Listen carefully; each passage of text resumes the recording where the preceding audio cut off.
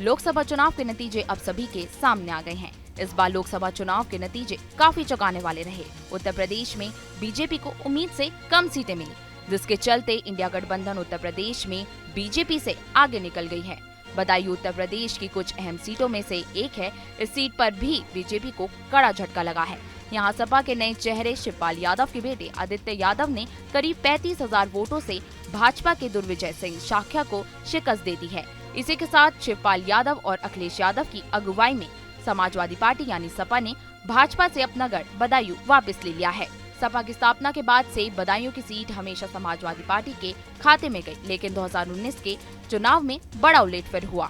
तब स्वामी प्रसाद की बेटी संघमित्रा मौर्य ने बीजेपी के टिकट पर चुनाव लड़ा और सपा के गढ़ में सेंध लगाते हुए बदायूं का लोकसभा चुनाव जीत लिया। लेकिन इस बार फिर बदलाव हो गया है। कहना बिल्कुल भी गलत नहीं होगा कि सपा के सामने भाजपा इस बार बदायूं में काफी फीकी रही है। गृह मंत्री अमित शाह और रक्षा मंत्री राजनाथ सिंह ने भी दुर्विजय शाक्या के लिए प्रचार में शामिल हुए थे। मुख्यमंत्री योगी आदित्यनाथ ने भी इस एरिया में 3 जनसभाएं की थी। दोनों डिप्टी सीएम भी शामिल हुए थे। मध्य प्रदेश के मुख्यमंत्री मोहन यादव और उत्तराखंड के मुख्यमंत्री पुष्कर सिंह धामी ने भी बदायूं में भाजपा के लिए जोर शोर से प्रचार किया था। लेकिन शायद बदायूं के मतदाताओं ने पहले ही अपना मन बना लिया था। आखिर कैसे भाजपा के दिग्गजों के सामने सपा के नए चेहरे यानी शिवपाल के बेटे आदित्य यादव ने बाजी मार ली, आइए चलिए जानते हैं। सहसवान और गुन्नौर ये दोनों विधानसभा सीटें समाजवादी पार्टी के लिए हमेशा संजीवनी का काम करती है, जिसके चलते शिवपाल ने अखिलेश यादव की जनसभाओं को प्रचार के अंतिम दिनों में मुख्य रूप से सहसवान और गुन्नौर में ही रखा, जिससे चुनाव प्रचार के अंतिम दिनों में सपा को काफी मजबूती मिली।